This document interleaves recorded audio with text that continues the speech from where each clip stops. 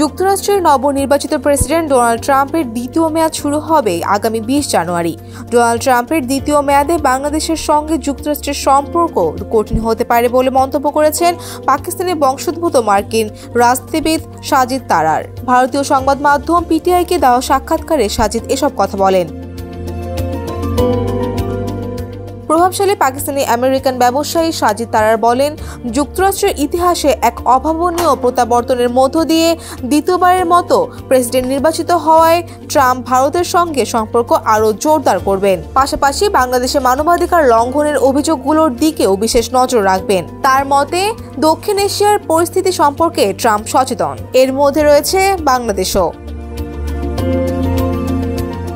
তিনি বলেন, 2016 সালে মার্কিন প্রেসিডেন্ট নির্বাচনের সময় ডক্টর মোহাম্মদ ইউনূস সরাসরি হিলারি ক্লিনটনের পক্ষে অবস্থান নিয়েছিলেন। সম্প্রতি যুক্তরাষ্ট্র সফরে ইউনূস বর্তমান প্রেসিডেন্ট জো বাইডেন এবং সাবেক প্রেসিডেন্ট বিল ক্লিনটনের সঙ্গে সাক্ষাৎ করেন।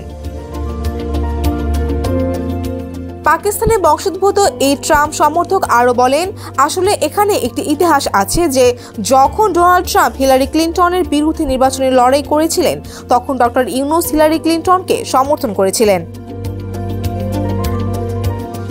এর আগে গত 5 নভেম্বর মার্কিন নির্বাচনে কয়েকদিন আগে ট্রাম্প এক বিবৃতিতে বাংলাদেশে হিন্দুদের ওপর মানবাধিকার লঙ্ঘনের বিষয়টি নিয়ে উদ্বেগ প্রকাশ করেন। বাংলাদেশের সংখ্যালঘু হিন্দু সম্প্রদায়, যা মোট জনসংখ্যার প্রায় 8%, অভিযোগ রয়েছে তাদের ব্যবসা প্রতিষ্ঠান ভাঙচুর এবং মন্দির ধ্বংসের ঘটনা নিয়মিত ঘটছে।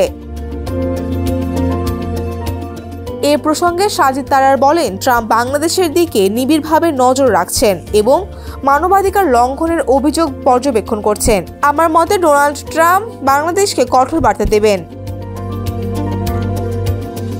ফৌজিয়া ফারিহা, ডেস্ক রিপোর্ট, সমকাল।